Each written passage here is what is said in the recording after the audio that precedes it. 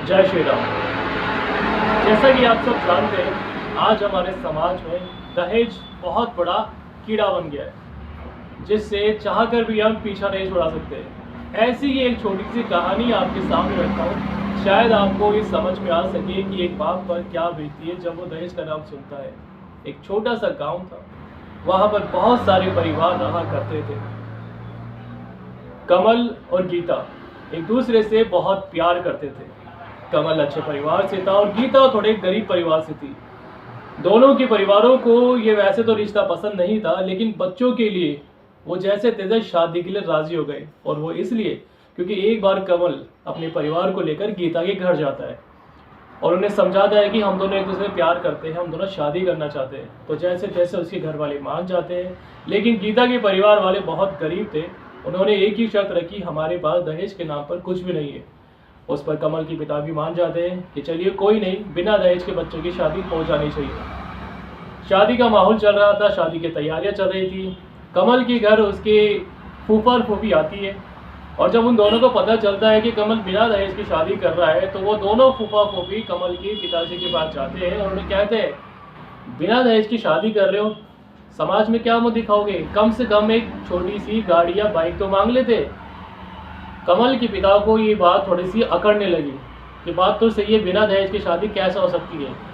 तभी शादी से एक दिन पहले कमल गीता के घर पहुंच जाता है अपने परिवार के साथ में, और उसके माता पिता भी साथ में होते हैं। कमल को लगा शायद शादी की कोई चर्चा करने आए होंगे, लेकिन मामला कुछ और ही था। कमल के पिता ने गीता के पापा को अकेले में बुलाया और कहा, हम ये शादी तभी करेंगे जब आप दहेज में हमें बाइक दो। इस पर गीता के पापा बहुत दुखी होते हैं। उन्होंने पहले ही कहा था कि मेरे पास दहेज नहीं है। इतनी शादी तैयारी हो गई और कल शादी, और आज वो डिमांड कर रहे हैं बाइक की, तो मैं कहाँ से लेकर आऊँ।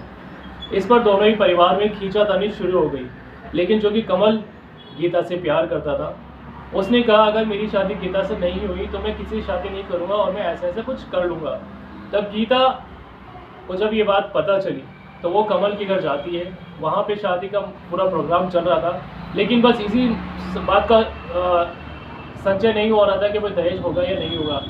गीता पूरे परिवार के सामने, पूरे गांव के सामने ये बोलती है कि अगर आपको दहेज चाहिए था तो आपने पहले ही बोल दिया था, क्यों मेरे परिवार की इतनी बेइज्जती करी। कमल, मैं तुमसे पूछती हूँ, तुम मुझसे प्यार करते हो या दहेज से। कमल ने कहा, मैं तुमसे प्यार करता हूँ। इसके बाद क्या था, कमल और गीता दोनों ने ही अपने परिवार को छोड़ दिया। उन्होंने शादी करी और अपनी एक अलग दुनिया बसा ली। कुछ समय बाद परिवार को अपने किए पर पछतावा हुआ। कमल के पिताजी ने गीता के पिताजी से माफ़ी मांगी और दोनों बच्चों को पूरे गांव के सामने अपना लिया। सो माय डियर फ्रेंड्स, मैं आपको कहना क्या चाहता हूँ, दहेज के नाम पर हम न जाने कितने ही परिवारों को दबाते चले आए हैं। शान शौकत के तौर पर, या हम अमीर है, हमारे पास इतना पैसा है, दुनिया वाले को क्या दिखाएंगे, समाज को क्या दिखाएंगे, हमें दहेज नहीं दिया, ये नहीं दिया, वो नहीं दिया। अगर आपका बच्चा सक्षम है तो मैं कहता हूँ 1 रुपया भी लेने की जरूरत नहीं है, क्योंकि एक बेटा, एक बाप अपनी औलाद एक लड़के के हाथ में देती है कि कोई उसको रखे ना रखे, लेकिन मेरा दामाद, मेरा जवाई अपनी बेटी को रखेगा।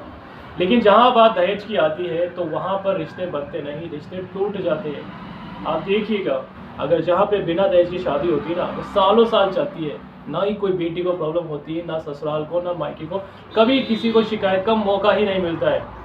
सो आप सभी से हाथ जोड़कर निवेदन है, जितनी भी शादियाँ होती है उसे दहेज मुक्त कराइए, ताकि खुशी खुशी अपना जीवन यापन कर सके। ये ना सुनने को मिले कि फलान सिंह परिवार के साथ में ये हो गया, फलान सिंह की बेटी के साथ में ये हो गया, फलान सिंह की बेटी को तेल चला के मार दिया, फलान सिंह की परिवार को, बच्ची को टॉर्चर करे दहेज के नाम पर।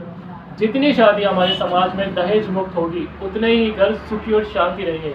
ये मेरा आज का संदेश था अपने पूरे समाज को। आई होप मेरा वीडियो आपको पसंद आया हो। पसंद आए तो लाइक शेयर जरूर कीजिएगा और मेरे चैनल को सब्सक्राइब करना ना भूलिएगा। जय श्री राम।